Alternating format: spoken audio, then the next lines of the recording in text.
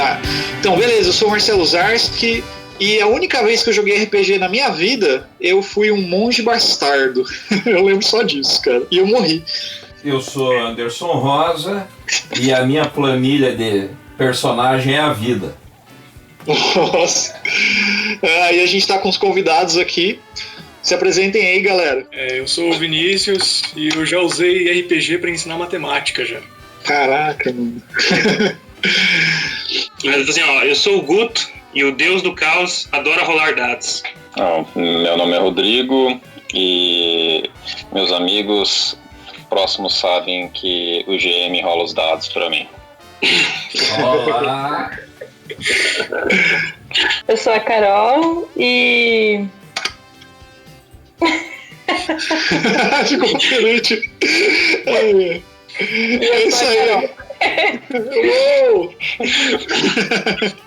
É isso aí, galera. A gente tá aqui com a galera do RPG aqui de Campo Mourão. E a gente vai trocar uma ideia sobre RPG. Você que tá ouvindo aí já jogou RPG ou não? Eu joguei uma vez, como eu falei, mas é isso aí. A gente vai falar sobre isso depois da nossa vinheta.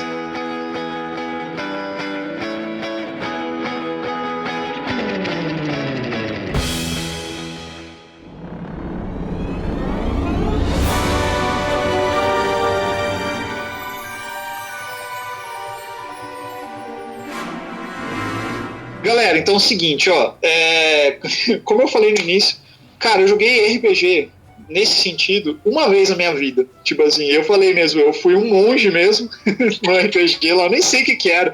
A gente reuniu uma galera pra jogar e na época era, sei lá, quem era o Júlio, o Macos, que era amigo nosso e tal. E daí a gente falou, ele tinha o RPG e falou, vamos jogar e pá. Aí tinha que criar um personagem, eu nem sabia o que era isso. RPG pra mim era Final Fantasy, tá ligado?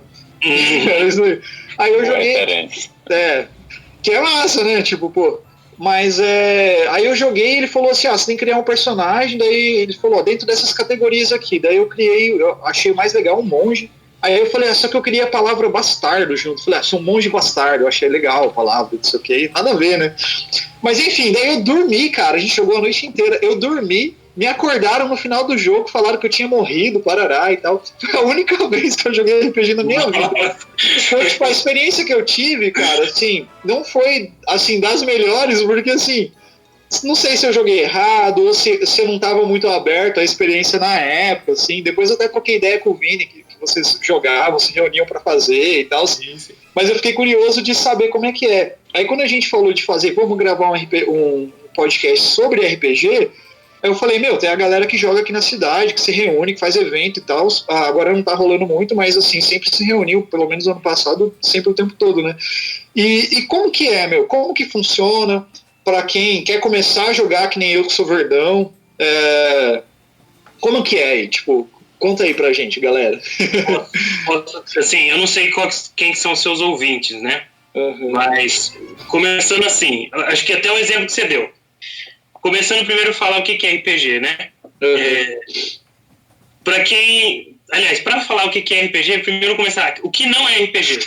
Uhum. Não confundir o RPG eletrônico com o RPG que a gente joga. É a primeira coisa. Não é pode até ser um Final Fantasy, mas o RPG que a gente está falando, inclusive a gente costuma colocar o termo RPG de mesa.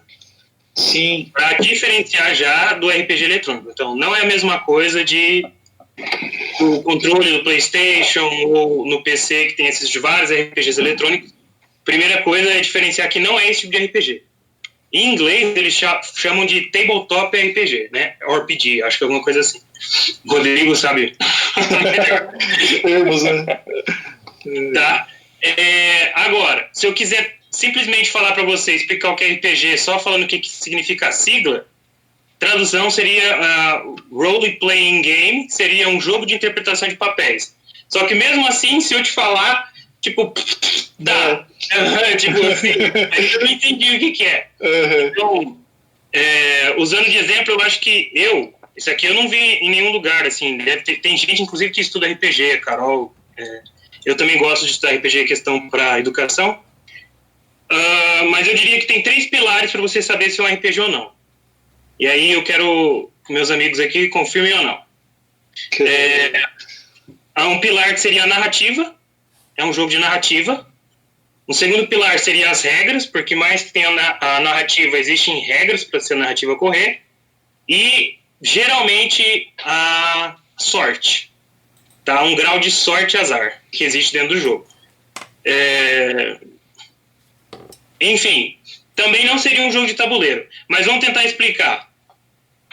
Vamos ver o que eu consigo dar de exemplo. Por exemplo, Harry Potter, Game of Thrones ou La Casa de Papel. Você pode fazer um jogo de RPG nesses universos. Caraca. Né? Pode fazer. E aí o que acontece? Existe dentro dessa estrutura narrativa os personagens, e aí vão ser os personagens, são as pessoas que jogam. Então, por exemplo, esse exemplo, você fez um monge bastardo. Meu personagem é super legal. É um personagem, né? Aí, de repente, tinha lá o ladrão, ou tinha, de repente, outros. Você não sei se você vai lembrar dos seus amigos, inclusive, você disse que viu, né? Puta, eu não vou lembrar, mano. Eu não tive uma experiência boa. É que a gente bebeu muito, cara. Teve esse problema. Eu não aconselho, pelo menos não na primeira vez, beber, né? Sai algumas coisas assim, de repente você dormiu. O problema é que fica esperto. Tá? Então existe o personagem, e geralmente, nem todo RPG, existe o papel do mestre, que é o narrador. E o narrador, ele é incumbido de ser um juiz também. Então ele vai falar, por exemplo, ele vai descrever para vocês as cenas. Vamos imaginar seu monge bastardo querendo que atravessar uma ponte, ok? Uhum. E aí aquela cena do Indiana Jones, que aquela ponte mó velha caindo aos pedaços, e o narrador vai falar para você aquilo, vai falar, olha, na sua frente tem um precipício, tem uma ponte gasta, as cordas parecem que vão se soltar a qualquer momento, ela não tem todas as tábuas, assim, vai falando, vai descrevendo para você visualizar a cena, e aí nisso é a parte narrativa, que a gente tem o narrador narrando. E aí você, como personagem, vai tomar uma decisão. Quer atravessar a ponte? Quer procurar um outro caminho? Enfim, quer nadar? Sabe? E aí o seu personagem tem as regras para isso também. Teu personagem, enquanto monge, ele é um personagem vamos assim dizer, né? Um personagem que provavelmente vai ter um controle corporal e tal.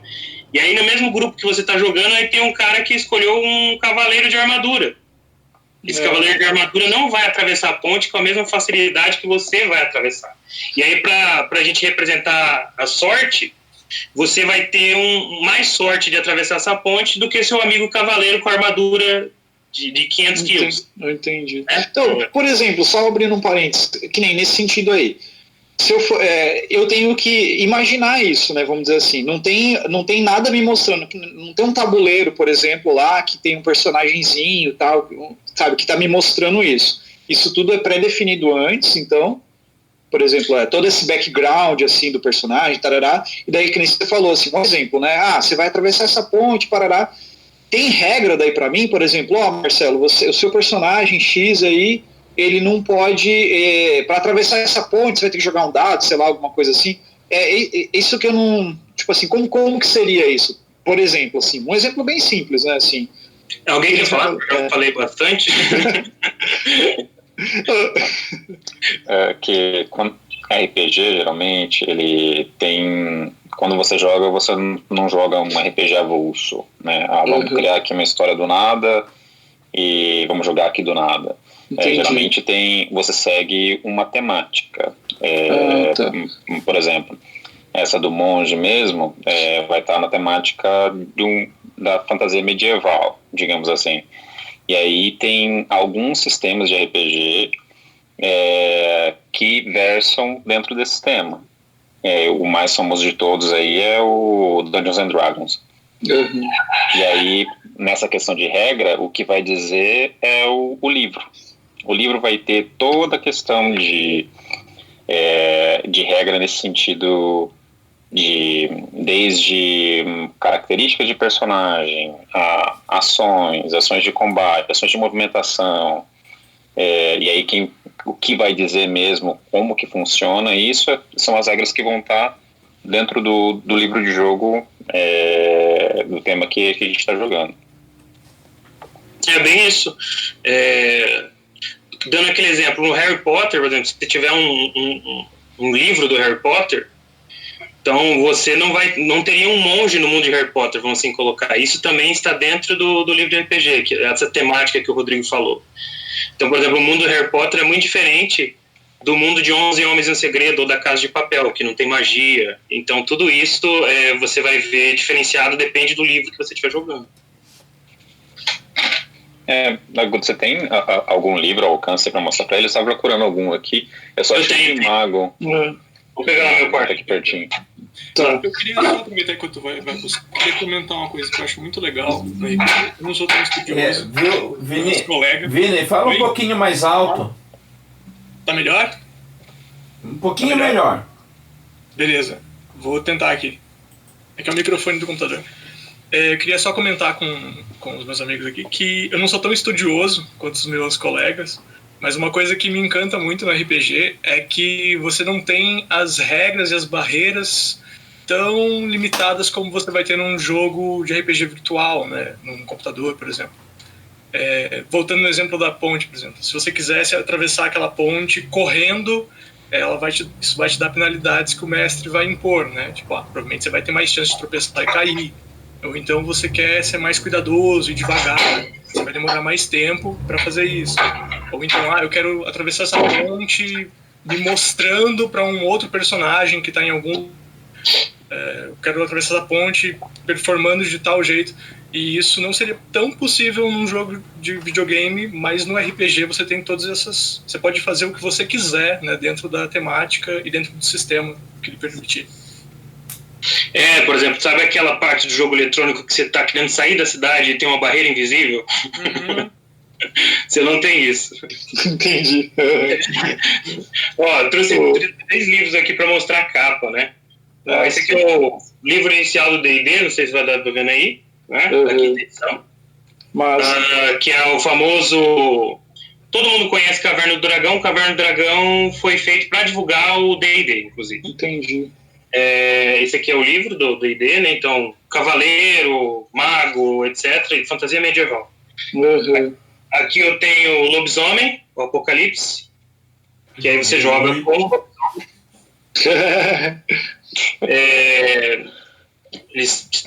Tem todo um cenário criado pro livro, tá? Então, tipo, o mundo vai acabar, a questão do meio ambiente, eles são guerreiros meio indígenas e tal. Bem interessante. E aqui Ars Mágica, que ele é meio que uma mistura aqui, porque Nossa, esse é... você joga numa Europa de 1250, mais ou menos. Todos os personagens são magos. Mas assim, existem coisas no mundo. Tipo, é a Inglaterra, é o nosso mundo modificado, né? E aí tem o mundo das fadas, tem o mundo... Enfim, bem interessante também. Aqui que eu tenho alcance é do Mago Despertar. Também é que esse aqui eu acho que é o que mais se aproxima do Harry Potter, dependendo da narrativa do mestre, né? E é legal que o Vini estava falando nessa questão de que você não tem muito link dentro da RPG, e essa é uma das coisas que mais me fascina. Tem uma coisa também que tu falou, que você queria para falar, que é a questão também de que se usa de ferramenta narrativa, que é a regra de ouro, né, do mestre. Mas uma coisa que eu acho legal, e nem todo narrador, nem todo mestre faz, e é uma coisa que eu prezo muito também quando eu tô narrando, é de que o mestre ele vai narrar a descrição do local, ele vai narrar contexto histórico, ele vai narrar contexto político, ele vai interpretar os outros personagens que não são os jogadores, os personagens dos jogadores na mesa, só que vai deixar a ação livre para os jogadores fazerem o que eles quiserem. É claro que é passível de consequência, exatamente. Passível de consequência. Mas de que o mestre controla, não, controlar é um termo meio forte, mas ele Responsável. Ele é responsável. Ele orquestra conforme a história, o andamento da história. Ótima analogia. Mas a única coisa que ele não controla são as ações dos personagens. Entendi. Pode perguntar. Não, eu ia falar, então, assim, pensando nesses elementos, né, que vão compor, vamos dizer assim, uma partida de RPG, né? Você tem o mestre, que é o narrador, vamos dizer assim, que ele vai estar com um livro lá, criando toda aquela ambientação, parará, que nem você estava falando, né? E daí os jogadores, vamos dizer assim. O mestre, ele não vai estar jogando, vamos dizer assim, sendo um personagem, ele só vai estar narrando a história. Seria isso, né? E daí, geralmente, sim. Mas pode acontecer também. Mas eu digo assim, só para ter os elementos, assim, né? No jogo do Harry Potter, por exemplo, ele vai controlar todo mundo que tá jogando quadribol com você, entendeu? Ah, tá. Tem umas coisas assim, entendi. Mas legal. Só pra saber, assim, porque assim, que nem eu tô falando, né? Eu tive uma experiência só, assim, nunca mais. Então, assim, vai ter um mestre que ele vai estar narrando, e até pra quem tá ouvindo, né? Pro ouvinte, assim, pra saber, né? Quem nunca jogou RPG, assim, saber como é que funciona. Vai ter um mestre, que é o narrador, que vai estar narrando essa história, e cada jogador escolhe seu personagem dentro daquele contexto, daquela história, e a história vai se desenvolvendo. Aí isso eu queria saber, por exemplo, essa história ela já está escrita ali e o mestre vai seguindo, ou tem vários finais, ou não? Ela é linear? Como que funciona isso daí? Eu vi alguns olhinhos brilhando agora, essa resposta vai ser interessante. Acho que todo mundo vai falar um pouquinho. O Anderson é um cara o Frater ali, ó, que joga RPG das antigas, então ele tá só ouvindo ali, só pra esperar o momento dele, né? Eu sou um cara verdão. Ele é o nerd roots aqui, cara. O cara joga RPG desde quando inventaram RPG, né? Tipo assim. Mas, assim desde a primeira versão. Né, tipo, eu tô perguntando pra caralho, assim, porque eu, tipo assim, sou bem verdão mesmo, assim, então, mas... Tipo, se eu falar besteira, vocês me corrigem, beleza? Mas manda ver aí, vai lá. É que assim, Zé, quando você está jogando um RPG, ele não te força a contar uma história como está descrita no livro. O livro te dá um fundamento de fundo, né, de um universo. E aí você pode construir uma história dentro daquele universo, mas não precisa necessariamente seguir uma linearidade.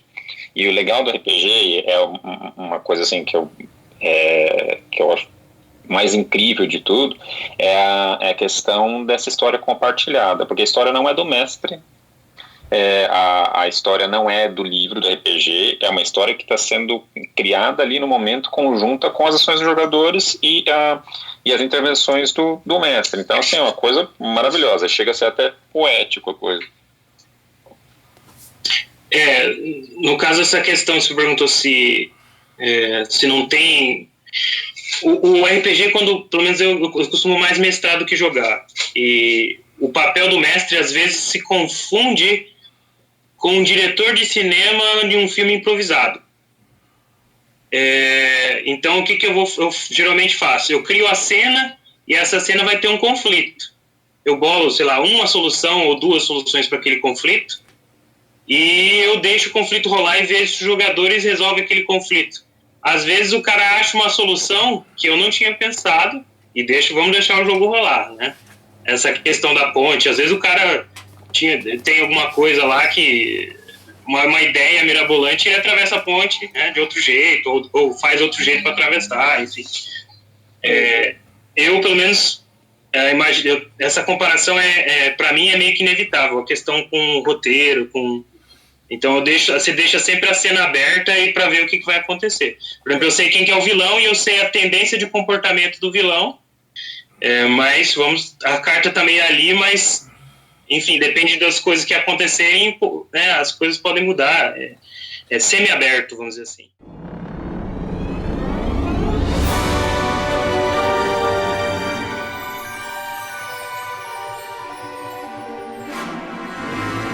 Quando eu costumava jogar, você tinha... Era comum na época as grandes aventuras, né? Que o pessoal jogava às vezes anos, né? Meses, anos, né? E aí também tinha aquela que o pessoal só fazia aventura do dia para acabar logo, né? Então o pessoal tinha muito isso. Hoje em dia, o que o pessoal continua isso ou se perdeu? Como é que tá? Deixa eu fazer uma propaganda. Fala aí, Bruno. Eu vou falar, Vini e Carol, falem mais, por favor. No dia a dia normal, eu não, mas o pessoal costuma jogar mais as grandes campanhas. Então, se encontrar semanalmente ou quinzenalmente, já tivemos experiências, por exemplo, para tristeza do meu pai, de fazer uma mesa de Mundo das Trevas que durou 1 ano. Então era toda sexta-feira, das 11h30 da noite até às 6 da manhã, jogando RPG nos fundos da casa dos meus pais. Caramba, mano. Isso é o tradicional, assim. Mas a gente faz os eventos, e aí, como o Zarski tinha comentado no começo, a gente fez eventos durante alguns anos, mais ou menos 3 ou 4 eventos por ano. E como são eventos curtos que duram só um dia, esses eventos têm a característica de serem histórias curtas também. Então a gente elabora lá 4 ou 5 histórias curtas, de 3 a 4 horas de duração, e aí coloca essas opções para que o pessoal vá jogar. A diferença, e daí eu acho que entra um pouco nessa resposta do Zarski, é que para as histórias curtas, que a gente chama de one shot, a história já é bem rígida. Então, o mestre, ele coloca os personagens, ele estipula previamente esses personagens, estipula previamente o contexto da história, e, como o Guto falou, coloca ali 3 soluções possíveis, porque as pessoas precisam resolver aquela história em 3 a 4 horas. E aí acabou, então não tem como ficar inventando muita coisa. E aí o contexto é mais definido, né? Quando você joga uma mesa longa, o contexto é muito mais amplo, porque o mestre, se o jogador fizer alguma coisa muito absurda, que fugiu muito do que o mestre tinha imaginado, ele ainda vai ter aí talvez 1 semana ou 15 dias para se preparar novamente para continuar a história, porque lembrando que assim, a história é livre, mas o mestre é quem vai dar o tom de qual é o cenário, o que está acontecendo, qual que é esse contexto que os jogadores vão ter que jogar dentro dele, né? Quando isso em 1714, quando eu estava jogando ainda, o jogo o que eu mais joguei foi o Vampire, né? O Vampiro, a Máscara, né? Eu era Tremere lá. E lá em Curitiba a gente tinha o Curitiba by Night, que daí semanalmente a gente fazia as lives, né? E era comum, pelo menos uma vez por mês, coisa assim, a gente fechar, por exemplo, um bar, combinava já previamente com o dono, fechava o bar, e aquele dia o bar era só frequentado pelos jogadores do Vampire, né? Então era muito interessante que ia todo mundo caracterizado e tal, era RPG no sentido estrito da palavra, né? As pessoas estavam literalmente interpretando. Só que esse grupo era um grupo que já tinha assim, era aventuras dentro de aventuras, então foi um grupo que durou mais de 3 anos, e teve gente que lá pelo 3º ano morreu o personagem, nossa, entrou em depressão. Foi uma maior pira, assim, que era personagem que já era lendário, né? Então era uma coisa muito maluca, né? E eu, quando parei de jogar, uma das coisas que a Carol pontuou ali é que tem a ficha do personagem, né? Então você, no geral, quando você faz uma campanha longa, você vai evoluindo a ficha à medida que as partidas vão começando, né? E eu parei, a minha última partida foi um dia que nós nos reunimos, acho que era 6 horas, e 4 horas da manhã tinha gente ainda discutindo a ficha e não tinha começado o jogo. Aí eu virei às 4 horas, falei, não, é muita encebação, sabe? E ela apontou que na aventura curta ali o mestre já dá a ficha, né, do personagem e te vira que é o que você tem para hoje. Né? Então, também, isso é uma outra pergunta minha. Isso permanece a mania por ficha? Vai lá, Carol, Todd. Eu acho que a Carol pode falar até porque ela já usou a ficha para muitas outras coisas, né? Tipo, mais desenvolvido ainda. Então, eu guardo todas as fichas das minhas personagens e eu guardo as fichas dos personagens das mesas que eu mestro. Então, essa mesa de vampiro, por exemplo, que durou um ano, eu tenho as fichas dos personagens ainda. Acho que 12 ou 15 personagens que rodaram ao longo do ano, né? E eu tenho todas guardadas ali, tem um arquivinho com tudo isso. Mas, assim, quando a gente joga as campanhas mais longas, geralmente a gente tira um dia, uma tarde, um período para fazer as fichas.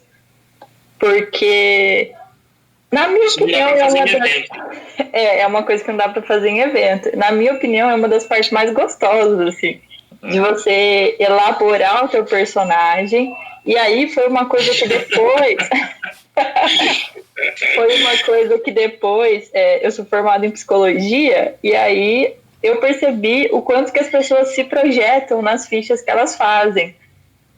E para mim, quando eu percebi isso, foi, meu Deus, o maior insight assim, da minha vida. E viu, Carol, aproveitando, né?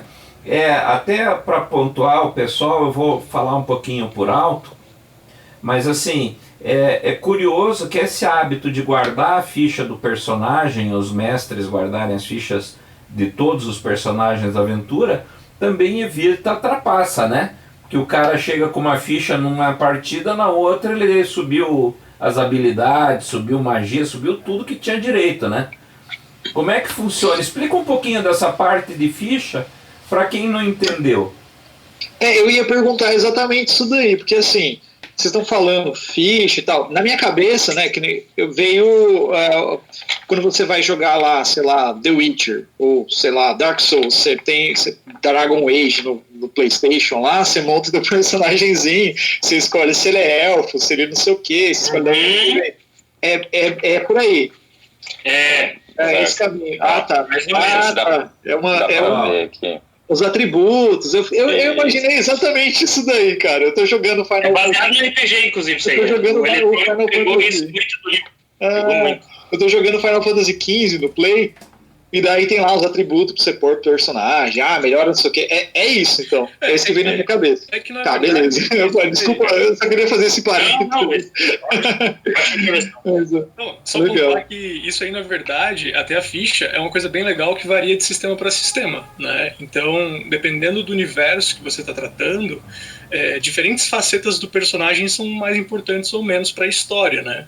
Então, por exemplo, se a gente está jogando uma coisa mais medieval, a raça é uma coisa que é importante. Se a gente está jogando uma coisa mais realista, tipo um Harry Potter, que são todos humanos, isso não é uma coisa. E se a gente vai para tipo um Star Wars, isso já é muito mais relevante, né? Qual é a sua raça, quais são as suas características.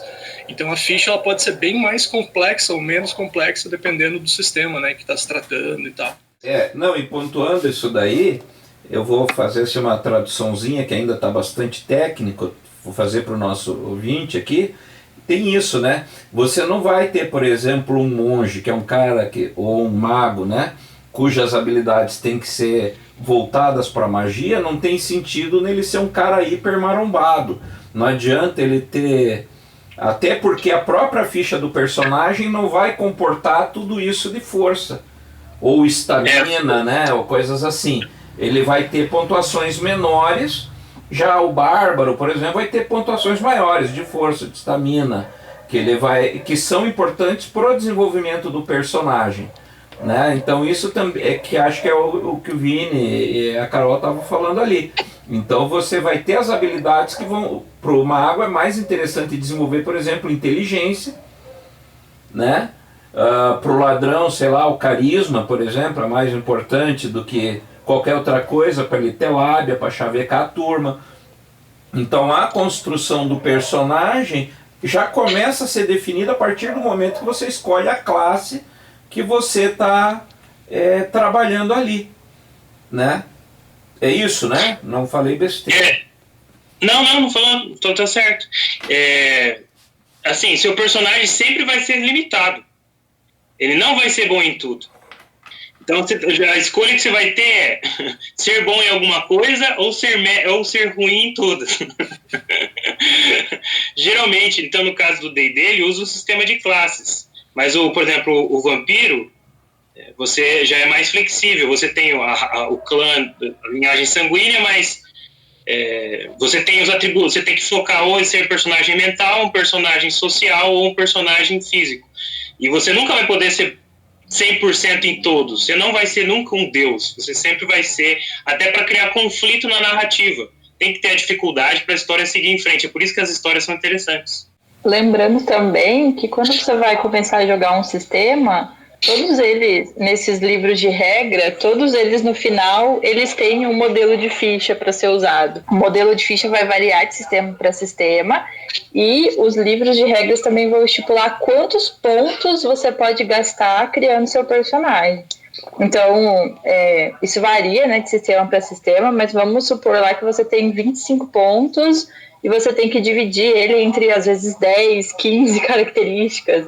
Então, você coloca o que você acha que você precisa. Alguns você não vai colocar ponto nenhum, outros você vai colocar o máximo que você puder, dependendo do tipo de personagem que você quer construir, né? E outra coisa legal é que ao longo das histórias, os personagens vão evoluindo.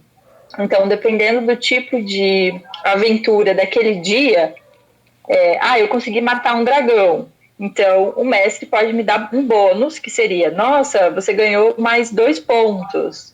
E aí eu posso ir melhorando as características que eu tenho na ficha. Então, isso não acontece num one-shot, porque a história é curta, mas numa campanha longa, você vai ganhando pontos e até o final. Você começou como um vampiro fraco e você conseguiu, sei lá, desenvolver 2 ou 3 características ao longo de um ano. E é uma das coisas que eu acho legal é porque imita muito a vida, né? Assim, a gente vai melhorando as coisas conforme a gente vai treinando. Tanto que eu cheguei a adaptar umas fichas de RPG para clínica, para atender adolescente.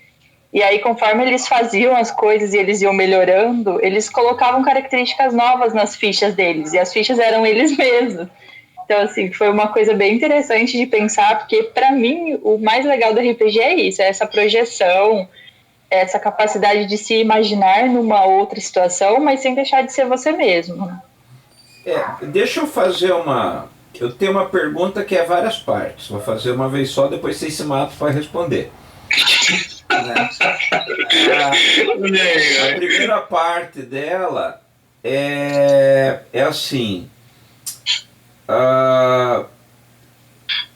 o quanto que o personagem vai refletir a pessoa, né? Especificamente acho para Carol essa parte, o quanto que o personagem revela sobre o jogador, né? Não sei se já parou para pensar isso, né? E daí também uma outra parte por exemplo, dentro da educação, que você já deu um pitaco aí sobre a parte clínica, né? Que você meio que, ao invés de só dizer melhorou ou não melhorou, você faz meio que uma ficha, né? Melhorou nesse aspecto, pirou em outro, etc. É assim que eu entendi. E na educação, será que a gente poderia trocar a prova, aquela de responder por avaliações mais abrangentes nesse quesito? Como é que fica isso para vocês? Quem vai primeiro? Olha lá o Vini querendo responder. A última parte é minha, hein? Olha, isso eu já me perdi aqui também. Não é nada objetivo, né? A gente está falando de uma coisa bem subjetiva. Mas... E as pessoas que eu analisei, elas estão presentes nessa gravação agora, então não posso revelar dados. Nossa senhora. O seu grupo... Mas não, são coisas bem simples, assim, mas que você vai analisando. É óbvio que também tem a convivência com a pessoa que te ajuda a entender um pouco. Mas, por exemplo, desde que eu jogo RPG online, eu sempre me coloco na posição de sacerdote, maga, alguma coisa nesse sentido, ou de personagem social. Eu quase nunca jogo com personagem físico, joguei uma vez só com uma anã, numa mesa do Guto. No geral, eu sou uma personagem que estou mais preocupada com a cura dos meus colegas, com ajudar os meus colegas, e eu sou essa pessoa na vida real. O sol de Serenhai ilumina todos. E o Rodrigo, que tá aqui com a gente, vou usar ele como caso clínico, mas ele geralmente faz personagens mais misteriosos. E na vida real ele tende a ser, ou passar essa imagem para nós de um cara mais misterioso de fato. Então isso vai aparecendo aos poucos, né? O Guto mais ermitão, então ele cria um personagem mais calado, um personagem que se envolve menos no conflito, na bagunça, mas que está ali presente o tempo todo. Então essas são características que, é claro, você vai ter que conhecer a pessoa, né, para você observar isso, mas que vai aparecendo no RPG, que vai aparecendo na clínica. A Lupe no Vampiro, o Rodrigo seria um Tremere, eu seria um Nosferatu, agora eu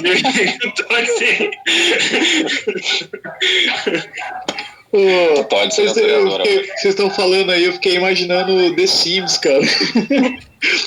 Tá ligado? A hora que você vai fazer. A Carol falou uma hora lá que fazer a ficha é a parte mais legal, muito legal. E quando você vai jogar The Sims, você fica lá montando as coisinhas, colocando atributo, colocando não sei o quê. Ou então os RPG, né, que você fica montando a história. Não, eu vou colocar não sei o que lá e parará. E você fica meia hora fazendo só um personagemzinho. Daí depois você fala, acho que eu nem quero jogar, não. Eu tô imaginando isso no The Sims ali, um negocinho assim. Eu na vida.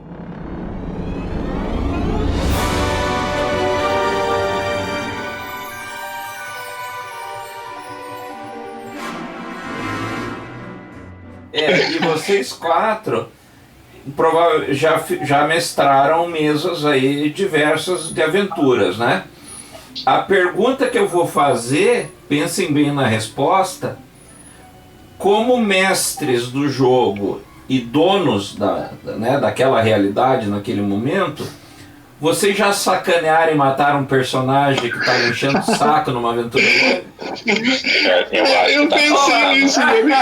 Essa pergunta. Eu pensei, se eu fosse mestre de alguma coisa disso aí, eu ia sacanear todo mundo. Eu ia falar, esse tá fudido.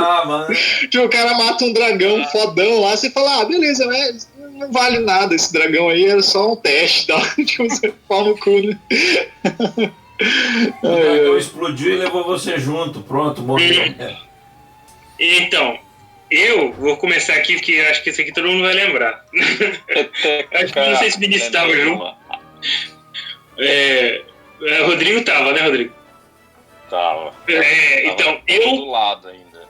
Eu como jogador, matou não como o mestre. Matei todos os outros jogadores da mesa. Vampiro é um jogo individualista, apesar do RPG ser em grupo, né? Então, existe o backstab e tal, mas não foi bem isso que aconteceu. Foi... o inferno está cheio de boas intenções, sabe? Então, eu vou deixar os outros falarem, mas foi uma cena de... O rato acuado morde o gato e aí que vários ratos morreram. O rato acuado morde o rato e explode um avião e acaba com toda a história.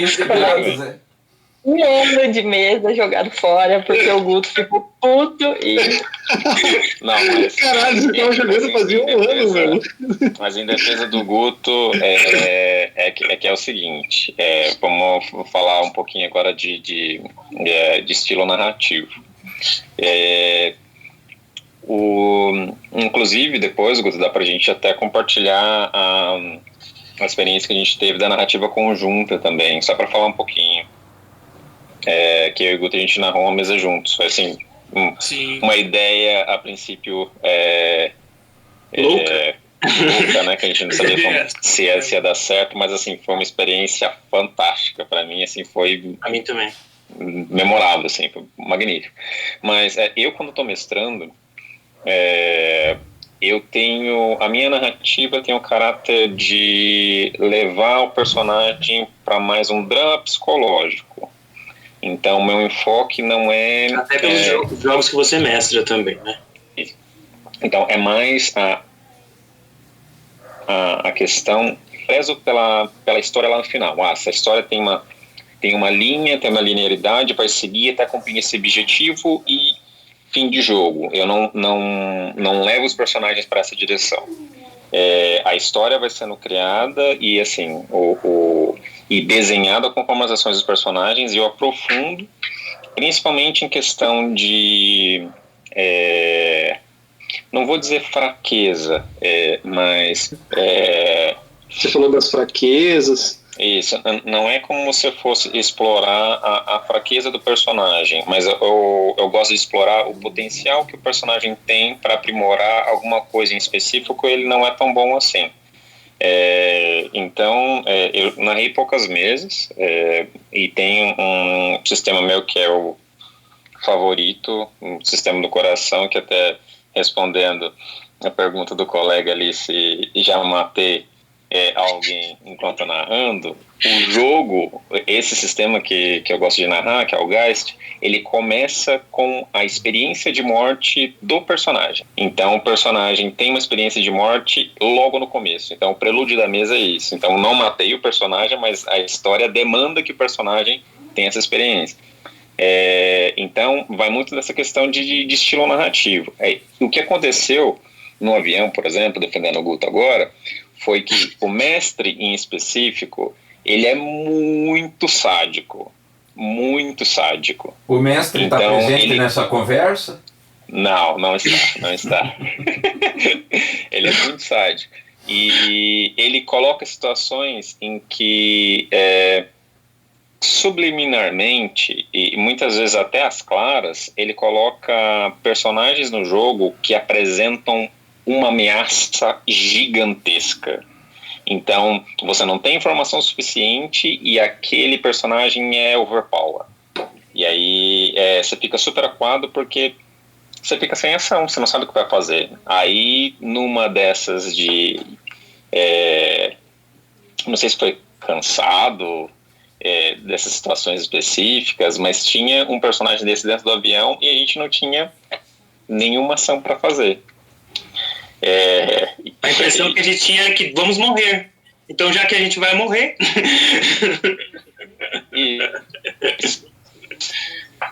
Exatamente.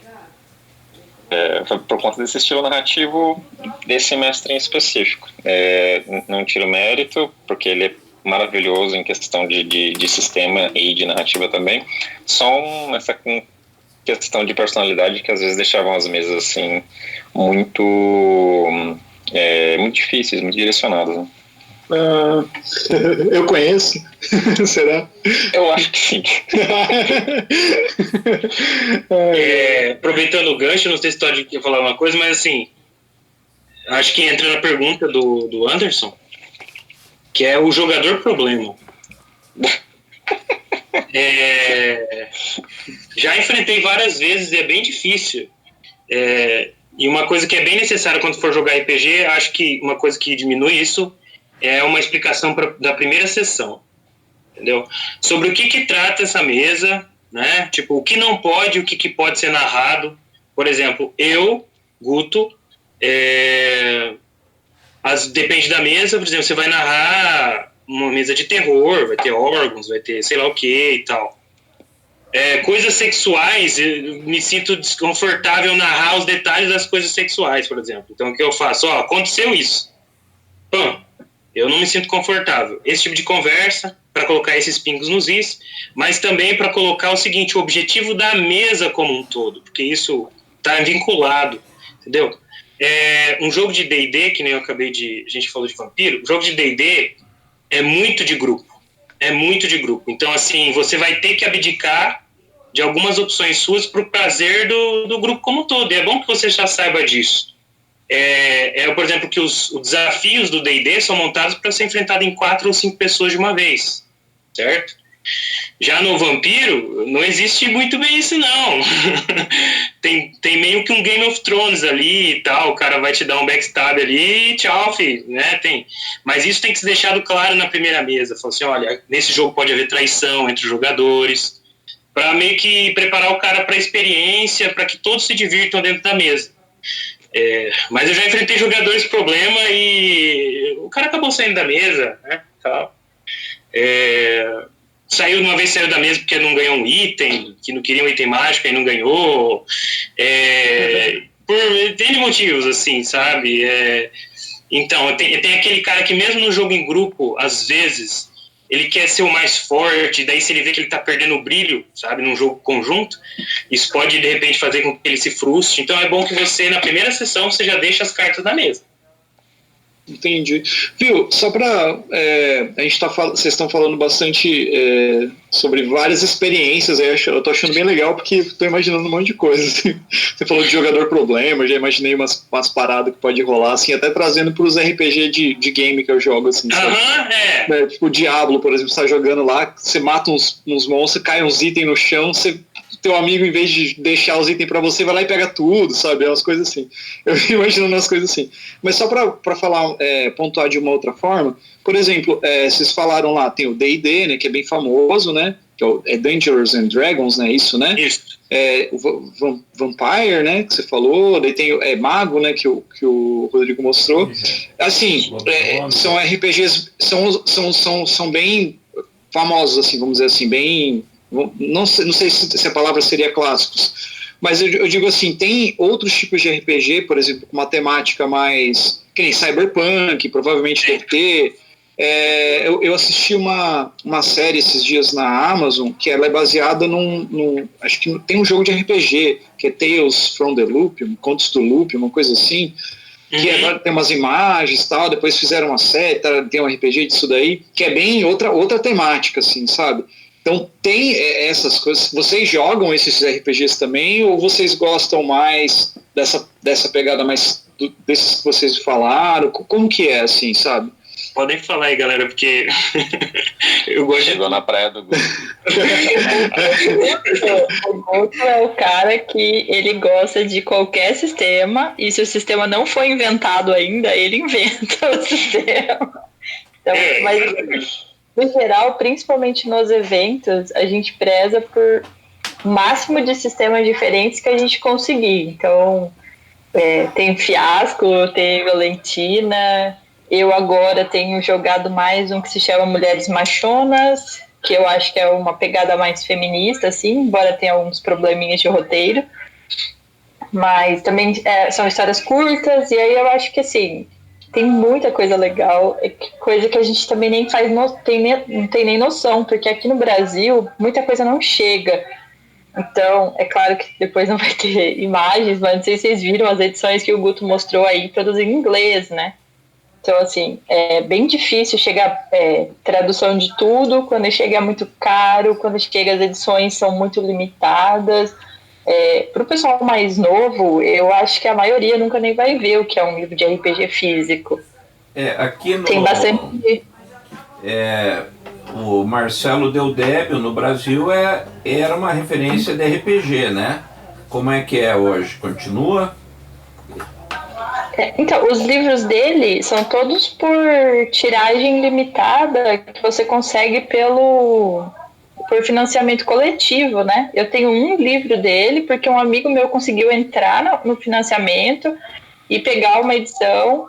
Então, assim, acho que é um dos problemas, né? Que acaba sendo um pouco caro e tiragens limitadas quando acontecem essas tiragens. Ontem mesmo o Guto me mandou uma nova edição do Vampiro, uma edição lindíssima, né? Maravilhosa. A gente estava comentando os detalhes dela, só que, assim, caríssima e em inglês, né? Não vai chegar no Brasil tão cedo. Queria comentar também que tem alguns RPGs que são bem mais simples, né? Os sistemas, para um jogador iniciante mesmo, que muitas vezes dá para achar disponível como PDF, disponível mesmo, sabe? Domínio público. Eu tenho um exemplo aqui, esse não é domínio público, mas ele é bem acessível. Foi o primeiro RPG que eu joguei, né? Que é um similar ao Dungeons and Dragons, que é o Might Blade. É um sistema em português e tem o PDF no site lá. Super acessível e é medieval, né? Então tem mago, tem bárbaro, tem essa temática de armadura, assim, magia. Foi o primeiro RPG que eu joguei.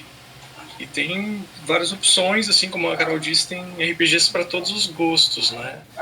Eu vou falar pela minha experiência lá em Curitiba, também, 20 anos atrás, né? se bem que isso é um pleonasmo, todo ano é atrás, mas pensando assim, sempre houve um estigma do RPG que na realidade as lojas reclamavam muito, que a gurizada adorava xerocar, adorava PDF, mas não queria pagar. Então jogador de RPG é tudo duro, né? Então, e ao mesmo tempo, hoje tem um pessoal mais velho, que nem eu, assim, que daí é os tiozão que tem grana para gastar e vai lá e banca o negócio, né? Como é que é a realidade hoje para vocês? O jogador de RPG, ele continua sem um puto no bolso para pagar um livro, né, por mais barato que ele seja? Será que esse não é o mal do RPG? Né, das pessoas não consumirem aquilo que elas têm interesse em jogar? Né, porque o Vinícius pontuou agora há pouquinho, né? Ah, tem o RPG, mas pô, o cara escreve um livro de RPG, é um puta trampo escrever um livro. E daí só dá de graça pela fama? Como é que é isso? Então, começar aqui a discutir, para mim é uma problemática no sentido de que hoje não é uma coisa muito popular, e mesmo aqui em Campo Mourão, eu acho que Campo Mourão é uma bolha, assim, né, porque as melhores pessoas que eu conheço no mundo moram aqui, tipo uma cidade interior do Paraná, tipo, isolada de tudo, né. Eu me incluí aqui, né? Mas RPG ele não é uma coisa popular aqui. No Brasil em geral acho que foi popular, hoje em dia não é mais tão popular assim, e creio eu que quem vai atrás de comprar livro, de se interessar, até para dar suporte, né, para os criadores, quem mestra, não quem joga, porque no livro, se você for só jogar, quer dizer, mesmo na mesa de RPG, você pode ir para a mesa de RPG sem saber nada do sistema, e você descobrindo as coisas conforme for jogando, que é o que geralmente vem acontecendo aqui em Campo Mourão, por exemplo. Porque se você numa mesa de RPG mesmo, tem o mestre e 5, 6 jogadores. Quem tem o livro? O mestre, geralmente. Os jogadores não. Então, eu acho que vai mais uma questão dos mestres em si, de financiar, de bancar o hobby, porque o jogador, geralmente, ele não se interessa, a não ser que, sei lá, seja motivado, incentivado a narrar também, porque gostou da coisa. Mas só por jogar, não creio que se compra. Não sei se o pessoal concorda aí também. Eu quero responder, Todd. Pode ser. Tá melhor, Anderson? Tá.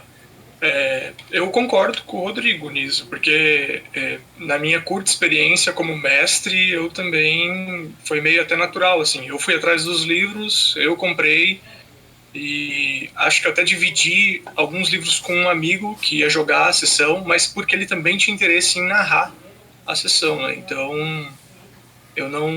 eu como jogador, eu nunca comprei livros dos jogos que eu estava jogando, né? Nem participei da compra. Realmente, eu acho que é uma coisa que acaba caindo nesse costume pro mestre mesmo. É uma coisa que pode ser que sim. Mas aí, comercialmente, é um sistema natimorto, né? Porque todo livro acaba fadado ao fracasso, né? Porque na realidade você vai ter, quem vai comprar, por exemplo, faz uma tiragem de 3 mil, você tem que catar 3 mil mestres para conseguir vender teu peixe, né? Então, editorialmente, é um pepino isso, não é não?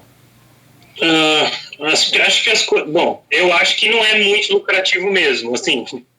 Eu acho que esse problema ainda existe. Eu acho que esse problema é um problema de livro, na real, mas no geral, assim. Eu acho sim que esse problema ainda existe, mas atualmente, por exemplo, nos anos 90, quando começou, acho que borbulhou o RPG, você não tinha PDF, né? Hoje em dia toda a editora ela faz um livro em PDF que é mais acessível, tá um pouco mais fácil, sabe? Também tem uma questão de conscientização aí no meio. Mas aí a gente tem uns outros problemas vinculados a isso, como que é o preço do dólar, né? Já falamos que é de fora o livro, e aí o negócio sobe. São vários problemas. Eu não sei a questão de lucratividade, deve ser um negócio complexo. Com relação à primeira pergunta do Anderson, então, eu sou o cara que costuma mestrar, misturando as coisas. Então, a minha prateleira de livros, ela tem, assim, uma boa parte delas são livros de RPG. Por exemplo, tem gente que gosta mais de um estilo, né? E de outro lado, o Carol e o Rodrigo gostam muito de Mundo das Trevas. Depois, se quiser me corrigir, pode me corrigir. O Rodrigo gosta muito de jogos de terror, acho que no geral. Então, por exemplo, tem RPGs do Lovecraft, né? Baseado no HP Lovecraft. O Rodrigo gosta, aquela questão de insanidade, loucura e tal.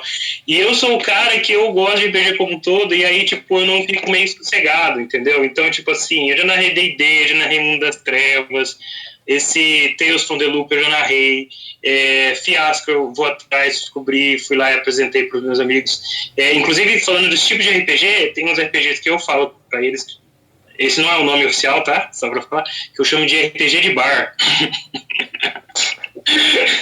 Tá? Fiasco, Barão de Munchausen, eu não sei se são RPGs que você pode, inclusive, fazer meio que uma variação dele ali e jogar, assim, fazer uma confraternização com RPG. É possível hoje em dia. Tem tantos tipos que não se comparam somente aos estilos de um filme específico, sabe? Eu ia complementar só, como eu disse, né? Eu acho que isso pode ser uma questão meio de livro, até no sentido assim, o Rodrigo já disse, né? A gente vive aqui em Campo Mourão meio que numa bolha. Mas a maioria dos meus amigos que eu conheço que tiveram contato com RPG, né? Que são muitos, né? Até a gente abastece eventos com essas pessoas, acabam em algum momento comprando algum livro de RPG, sabe? Eu acho que até num ritmo significativo, assim, né? Tem pessoas como o Guto que compram todos, assim. Eu tenho poucos em casa, mas eu comprei, né? Eu consumo também. Eu comprei livro que eu não narrei ainda, só pra ter uma noção. O Guto faz ficha de personagem e não joga com o personagem. É a velha história do The Sims lá. Constrói um monte de coisinha e não joga. Viu? Pode concluir aí, vai lá. Responder a pergunta eu acho que, como eu estava dizendo do Might Blade, é só para dar um exemplo que não precisa ter uma situação financeira, sabe, tão significativa assim para poder consumir RPG hoje em dia. Com acesso à internet já dá para baixar PDFs de... Não digo... são PDFs disponíveis mesmo, né? Sem pirataria. Sem pirataria. Fazendo propaganda de novo do Might Blade, né? No site Coisinha Verde, que é a distribuidora deles, tem vários RPGs disponíveis em PDF e em versão física. Qual é o site? Você pode falar pausadamente? coisinhaverde.com.br, que tem o Might Blade, que é um sistema de novo, né, medieval, e também tem outro que eu adoro, que é o Malditos Goblins. Nossa, esse é engraçado. Maravilhoso. Também cabe no jogos de bar também. É um jogo bem divertido e também tem lá gratuito, né? Você pode baixar, você pode fazer contribuições para o site, comprar a versão física, mas tudo que você precisa para jogar está disponível, sabe? Talvez, assim, os dados, por exemplo, né? A gente não falou muito disso, mas a sorte no jogo de RPG, ela geralmente vem dos dados, de rolar um dado de várias faces. Às vezes um D6, né? Que é o dado comum que a gente tem mais contato, ou dados mais diferentes, assim, que tem várias faces, 12 faces, 20 faces. E hoje em dia existem aplicativos gratuitos que rolam esses dados para você. Então, custo zero mesmo, assim, você consegue jogar uma partida. Eu posso baixar um aplicativo no celular e ele rola o dado para mim. Exato, Sim. exato.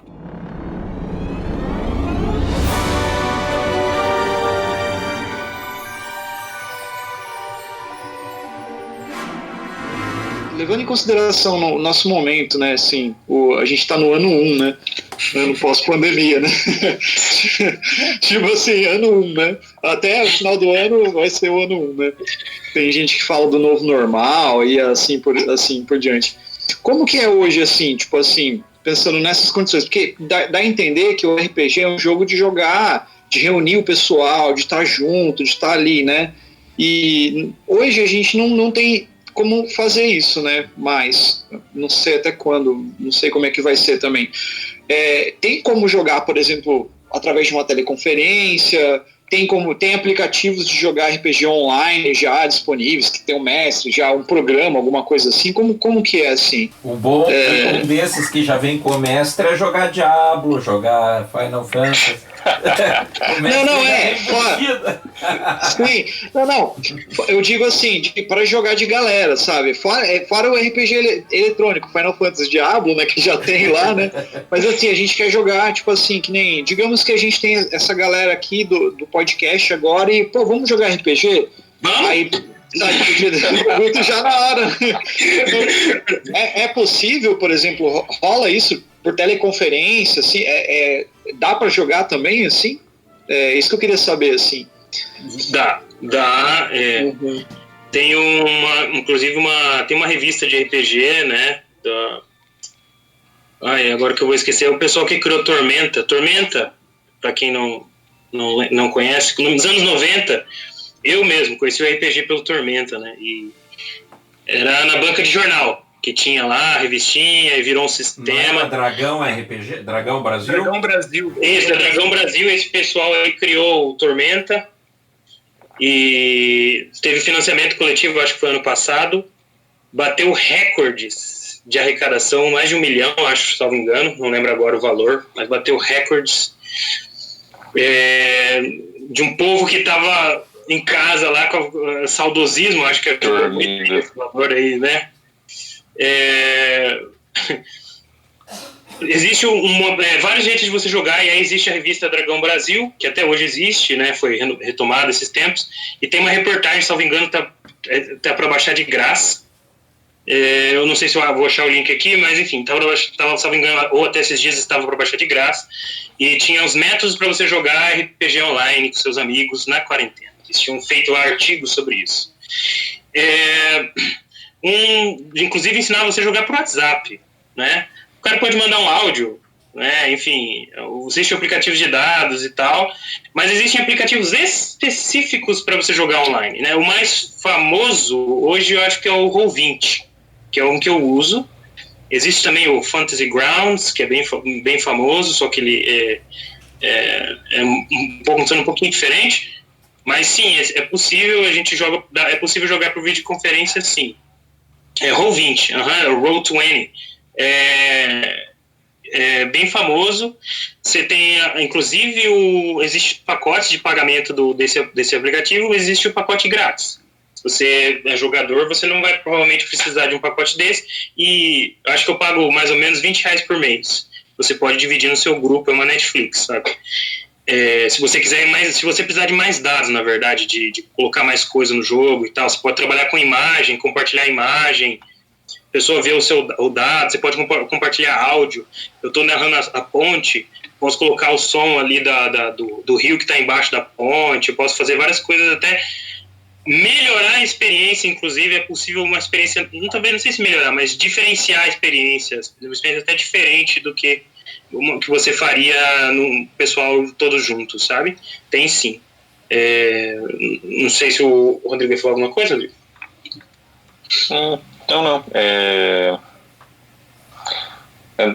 que você tá com uma experiência de narrar online, né? Daí eu ia falar até para você para falar um pouquinho disso.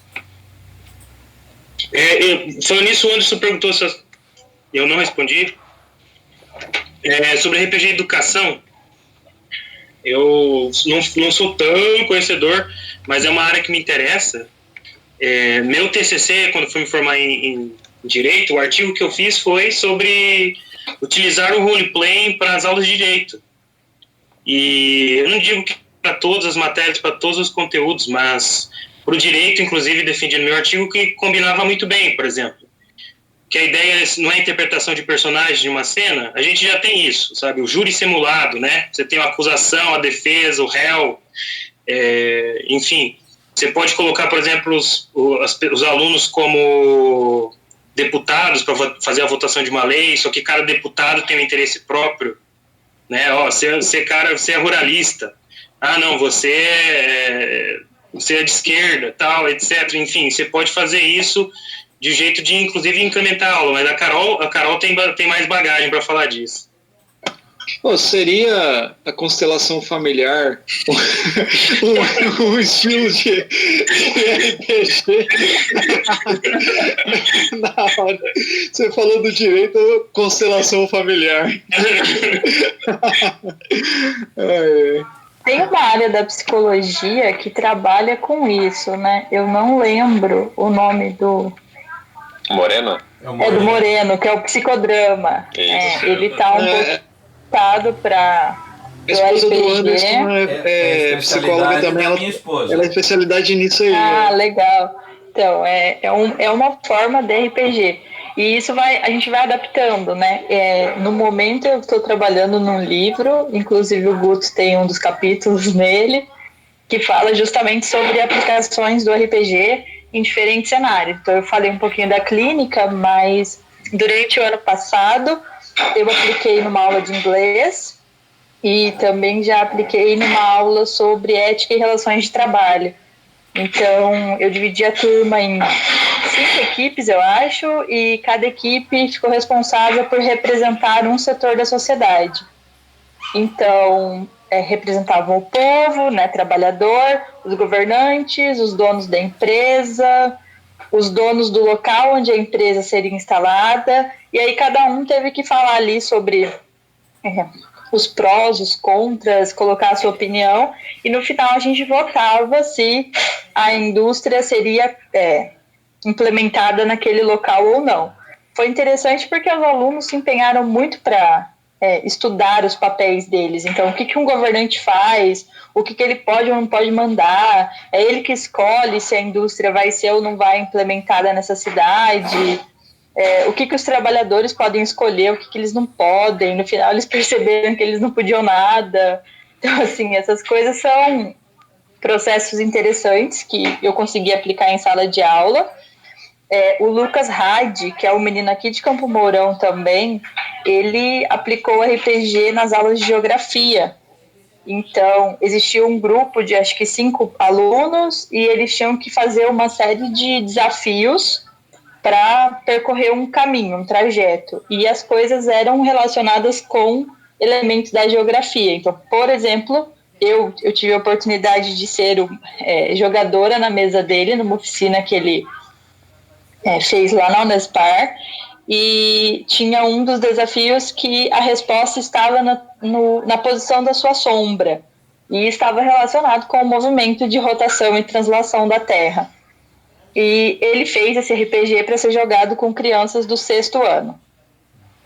E aí, eu, quando montava meu RPG em sala de aula, era para alunos do ensino médio, e aí o Guto teve a experiência do RPG na graduação já, né, com o ensino superior.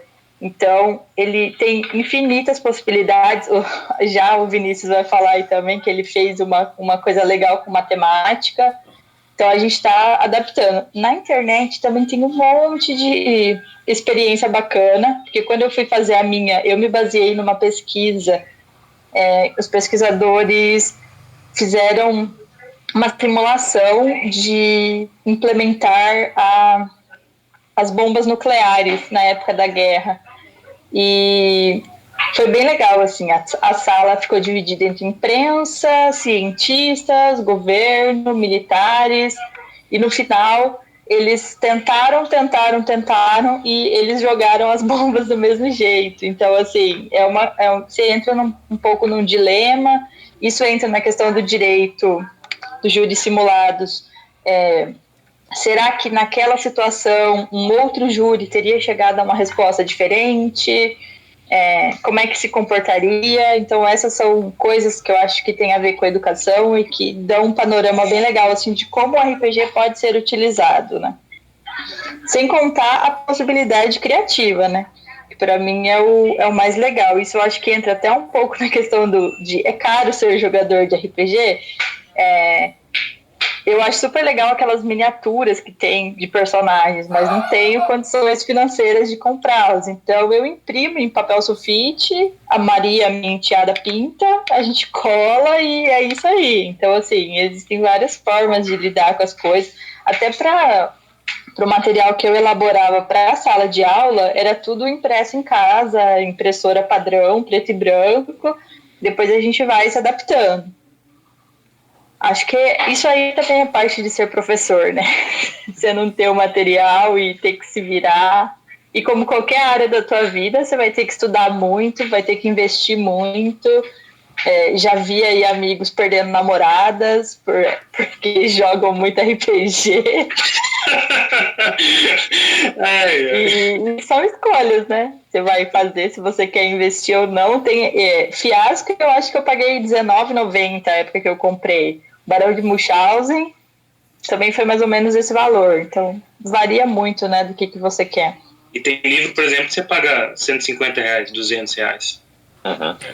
Eu queria comentar que o Anderson lá no início falou das experiências dele lá em Curitiba, né, que vocês jogavam performando os personagens, e queria pontuar isso, que a experiência do RPG, para mim, o RPG, eu só conheci o RPG por causa do teatro, na verdade.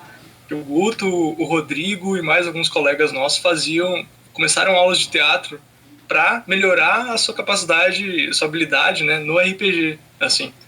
E daí essa ligação é muito perto, sabe? Por mais que às vezes a gente jogue através de uma ficha, sentado, interpretando um personagem, tem níveis e níveis, né, desse jogo. Então pode sim chegar a ser uma interpretação de uma cena, com você fazendo os gestos do seu personagem e tudo tá contando. Eu acho isso muito legal. E daí, desse ponto, eu tentei levar isso também, na minha experiência, né, com a educação lá, como transpor esse jogo de RPG, que é tão imaginativo, tão colaborativo, assim, para uma experiência de sala de aula com a matemática, né? Que a matemática tem esse estigma de, Mariazinha ganhou 30 melancias de fulano, depois mais 15 melancias de ciclano. E daí chega a pergunta, o que a Mariazinha vai fazer com tanta melancia, né? Tem várias coisas na matemática que não fazem sentido, né? Eu ganhei x ao quadrado disso. O que é isso que você está ganhando? E daí teve essa experiência de fazer, como a Carol disse, né?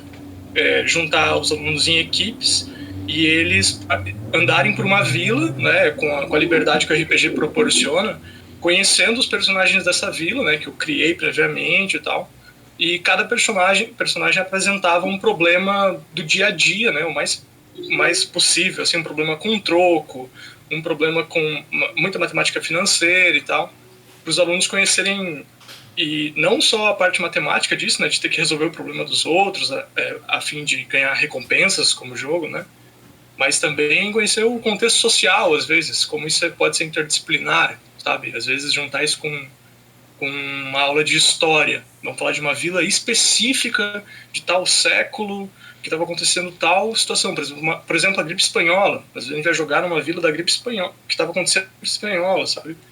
Isso todas são possibilidades que eu tirei agora, assim. Então, o RPG apresenta essa gama de possibilidades, assim, que é muito encantadora. Eu queria fazer, assim, eu não sei como é que a gente está, nós estamos a 1h16, então eu queria fazer uma pergunta, acho que a gente poderia, RPG é um tema que dá pra gente fazer vários programas sem esgotar, né? Mas eu acho que a gente precisa ir direcionando, então eu vou fazer uma afirmação ao invés de fazer pergunta, porque eu já sei a resposta, e eu gostaria que vocês comentassem essas afirmações do ponto de vista de vocês, né? A primeira, clássica, e que eu vou afirmar, RPG não é coisa do diabo, RPG não transforma ninguém em alienado, RPG não afasta a pessoa da família, né? No caso ali da namorada que ela citou, às vezes realmente aquele namoro não vale a pena, então culpa não é do RPG, né? E eu vejo o RPG como, inclusive pelos exemplos que vocês acabaram de dar, como ferramentas de cidadania e desenvolvimento do indivíduo, politização, né? Ele aprende, que nem a Carol exemplificou ali,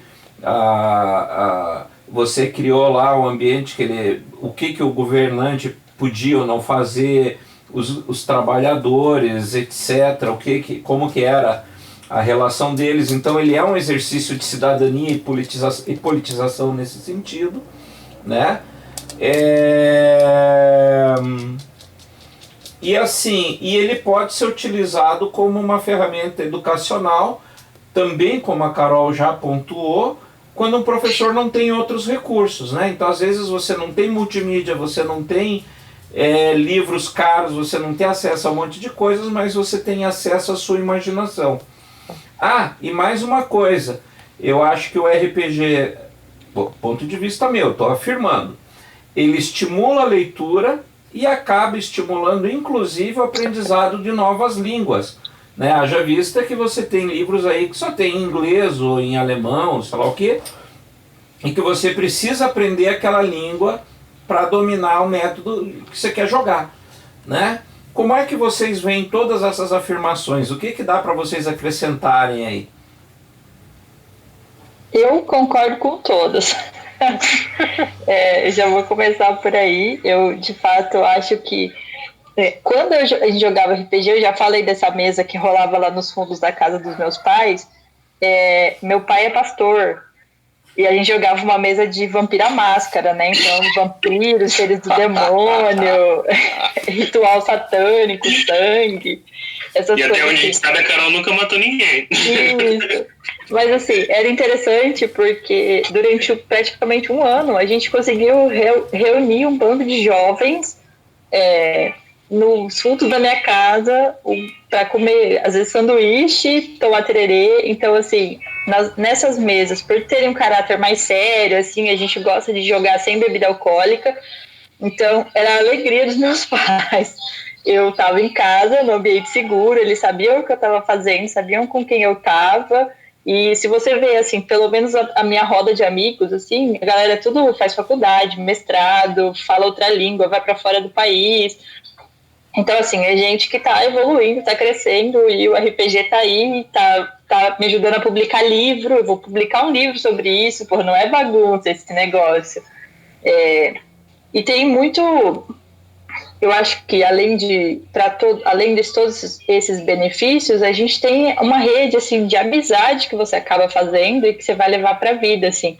Uma cena que me chama bastante atenção, que eu gosto de falar sempre, é que um dos primeiros eventos que a gente fez, o pai de um dos jogadores veio até a minha casa e pediu para que... Na época eu tinha acabado de fazer 18 anos e já dirigia, né? Então eu tinha carteira e tal.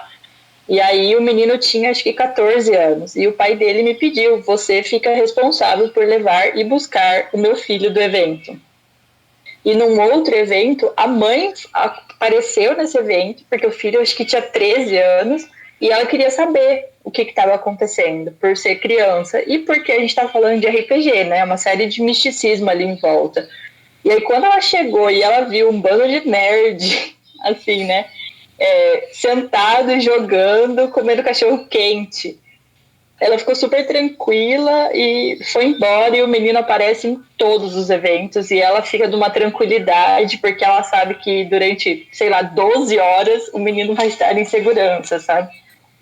Então a gente também se esforçou. Eu acho que a maioria dos grupos de RPG faz isso, ou pelo menos deveria fazer, mas a gente se esforçou para criar um ambiente bem familiar, assim, onde as pessoas possam se sentir confortáveis. A gente tenta cuidar, policiar a questão de machismo, de racismo, de qualquer outra violência que possa aparecer, assim, a gente toma muito cuidado, porque nas cenas, existem cenas de violência, mas a gente quer pensar no tipo de violência, se ela é necessária, se dentro daquele contexto ela faz sentido ou ela não faz sentido.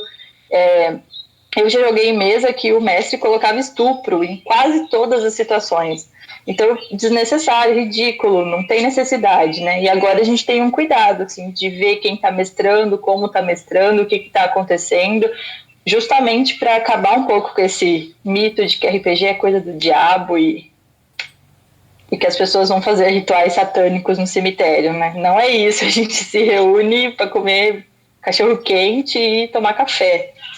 Então, assim, eu acho que é isso. É isso que você falou, o RPG estimula a socialização, ambientes saudáveis, boa convivência, exatamente.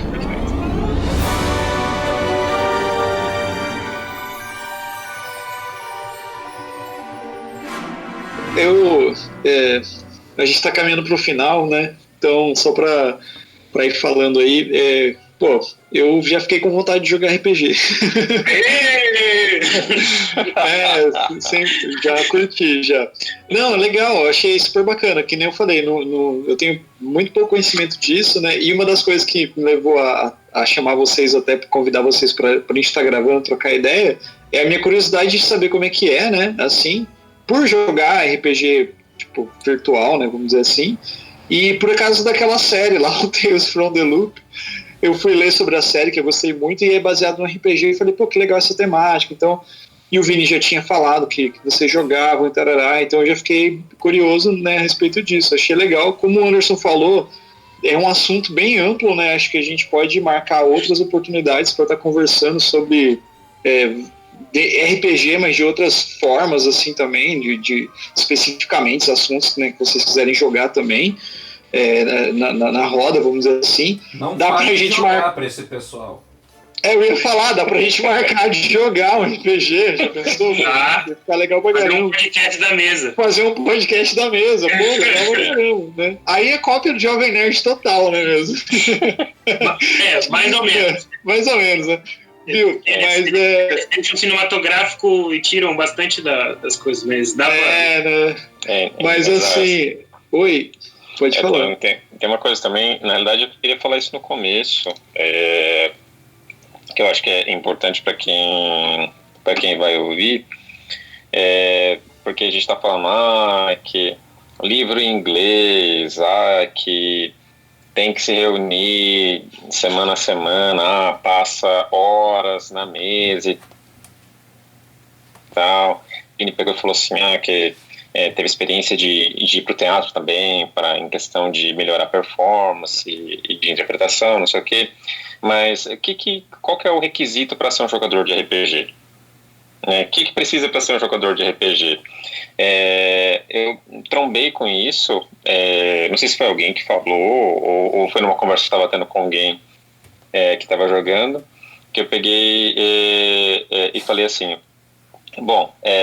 se você vai para a padaria comprar pão, se você vai para a padaria comprar pão, então você sabe jogar RPG. Porque RPG é tudo sobre a questão de interação. E quando você está lá, você está como um papel. Você está lá como comprador. Então você está interpretando um papel. Então não tem nada que ser o mestre da interpretação, que tem que saber dramatizar. É claro que a gente, eu falo específico, a gente está aqui na podcast, a gente faz isso porque, sei lá, pulsa RPG na gente, né? Então a gente faz com amor, com gosto. Mas para jogar RPG não precisa de nada. Precisa só você separar o seu tempo e você querer se reunir com a galera para ter um momento bom, para se divertir. E aí a gente pode ver que tem um monte de benefício. Legal. Eu ia até falar disso no final, tipo, você já falou aí o que eu ia sugerir, perguntar, né, quem que pode jogar RPG, se precisa ter algum pré-requisito, não, mas pelo jeito qualquer pessoa pode jogar, né, até eu posso jogar RPG. Mas, gente, para não estender muito aqui, eu queria agradecer, obrigado de novo, eu entrei em contato com vocês pelo Vini, mas já conhecia todo mundo também. Quando ele falou os nomes, eu falei, Carol, eu sei quem que é, o Guto, eu fiquei pensando, quem que é o Guto, quem que é o Rodrigo, mas, legal saber que é vocês, a gente já se trombou na vida aí várias vezes. E, fico bem feliz que vocês terem aceitado o convite pra gente trocar essa ideia. Já fica aberto aqui o convite para a gente se reunir outras vezes para estar trocando ideias sobre isso, é um assunto muito legal. Para quem quiser jogar RPG, né? Hoje, né, com vocês, assim, tipo, vocês se reúnem sempre, é aberto, como que é, assim, né? Tá rolando eventos, como que funciona? Vocês têm um grupo, assim, é um grupo fechado, tem um nome, não tem? Como que é? Vou deixar a mestra falar. Tá. Mas a gente tem um grupo, tem grupo no Facebook, tem tudo isso, mas eu vou deixar a mestra falar, porque ela é a nossa gerente, assim, a nossa... ai. Coitada, né? A que menos joga e a que mais fala. A gente tem um grupo no Facebook que se chama Associação Moroense de Jogos. Então é só digitar lá que você vai encontrar a gente. E lá você pode pedir também acesso. A gente tem um grupo no WhatsApp, onde a gente posta umas notícias, divulga mesa, o que está rolando. Os eventos pararam por conta da pandemia, porque não pode ter aglomeração, mas assim que possível, que normalizar a situação, aí a gente já volta. A gente faz evento geralmente trimestral aqui em Campo Mourão, em espaços variados. A gente já fez evento na praça, a gente já fez evento em casa, a gente já fez evento na chácara, a gente fez bastante evento no Sesc. E aí onde a gente for bem recebido, a gente vai, né? E aí, assim que passar normalizar um pouco essa situação, a gente está de volta, mas de qualquer forma as pessoas podem procurar a gente no Facebook e de lá ir para o WhatsApp. Legal. Gente, alguém mais quer dar algum recado, falar alguma coisa mais aí, pra gente fechar? Tudo certo? Eu quero agradecer o convite. Agradecer o convite só, muito legal, foi muito divertido, inclusive. Sim. Eu quero fazer um último comentário antes da gente desligar. Droga, por que eu fui falar? Por que eu fui abrir? Tô brincando. Assim, não vai aparecer no podcast, mas eu quero deixar registrado aqui que eu estou observando a tela. E com exceção do Marcelo, que foi para a área de trabalho dele, não para a casa dele, todo mundo, eu estou olhando aqui, tem uma estante de livro atrás. Todos nós temos uma estante de livro, né? Então, se o seu filho não gosta de ler, bota ele jogar RPG que ele vai pegar gosto na marra, né? Então, esse é o meu capítulo do livro da Carol, inclusive. Então, acho que é uma característica bem interessante que você acaba, assim, não tirando a coisa só do gostar de ler, que o RPG acaba estimulando um desenvolvimento intelectual, né, cognitivo, intelectual da pessoa. E é natural, né? Não é uma coisa forçada, ninguém diz você precisa fazer isso. Você acaba adquirindo o gosto da coisa, né? Eu acho que ele é bem interessante. Então eu queria deixar isso registrado, né? Que é uma coisa bem legal, assim, que olhando aqui, todo mundo eu estou vendo com uma... E não são livros só de RPG, né? Eu também consigo perceber isso daqui. Né? Então fica o comentário para os nossos ouvintes aí. Legal. Massa. Gente, muito obrigado pela participação aí. Estamos abertos aí também. Assim que sair o episódio, entrem em contato aí com a gente, vão lá ouvir, passa pra galera. E valeu mesmo por terem aceitado o convite. E é isso aí. Vamos encerrar aqui, então. Muito obrigado. Eu queria mandar um abraço aí pro Lucas. Deve ter algum Lucas ouvindo a gente aí agora. Beleza? E é isso aí, gente. Valeuzão mesmo. E se não tiver um Lucas ouvindo, você que está ouvindo, mande para ele o link do podcast. Exatamente. Um abraço pro Ryan, cara, que não pôde estar aqui com a gente gravando. O Ryan, o Bico do Corvo, né, que é o nosso podcast, Eu, o Ryan e o Anderson, né? A gente faz esse trampo junto, sempre convida uma galera. Quando não tem ninguém para convidar, a gente troca ideia entre a gente mesmo sobre algum tema que a gente acha relevante para a gente, pelo menos. E ele não pôde estar aqui hoje. Hoje é aniversário dele. Então, um abraço pro Ryan aí. Parabéns aí pro Ryan. Parabéns. Ryan Rodgers. É isso aí, gente. Valeu mesmo. Muito obrigado. E é isso aí. Grande abraço. Tchau, tchau.